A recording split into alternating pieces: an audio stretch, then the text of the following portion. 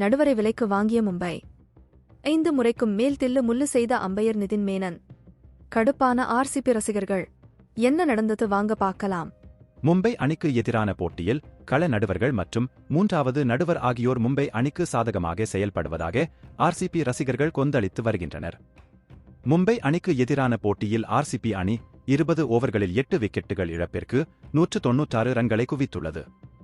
சிறப்பாக விளையாடிய 2+40 பந்துகளில் 61 ரன்களும் ரஜத் பட்டிதர் 26 பந்துகளில் 50 ரன்களும் சேர்த்து அசத்தினர்.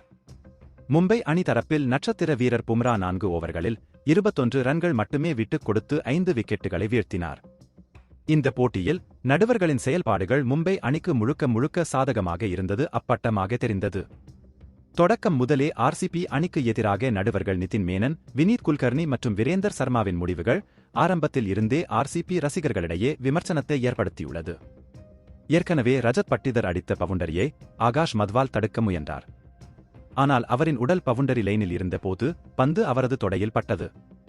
இதனை 3வது நடுவராக இருந்த நிதின் மேனன் பவுண்டரி இல்லை என்று தவறாக அறிவித்தார்.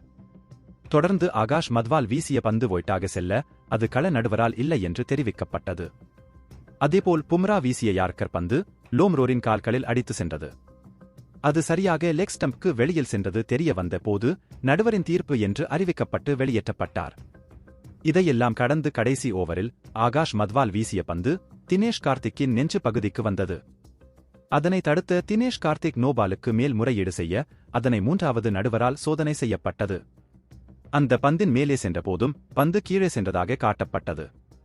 இதனை பார்த்த விராட் கோலி பவுண்டரி லைனில் நின்ற நடுவர்களுடன் ஏன் நோபால் இல்லை என்று வாக்குவாதம் மேற்கொண்டார்.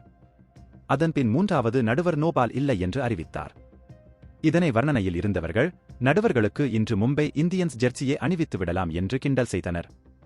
நடுவர்களின் ஒரு சார்பான முடிவு ஆர்சிபி ரசிகர்களிடையே கடுமையான விமர்சனத்தை பெற்று வருகிறது. கிரிக்கெட் செய்திகளை உடனுக்குடன் அறிந்து கொள்ள நியூஸ் கிரிக் சேனலை சப்ஸ்கிரைப் செய்து பாருங்கள். நன்றி, வணக்கம்.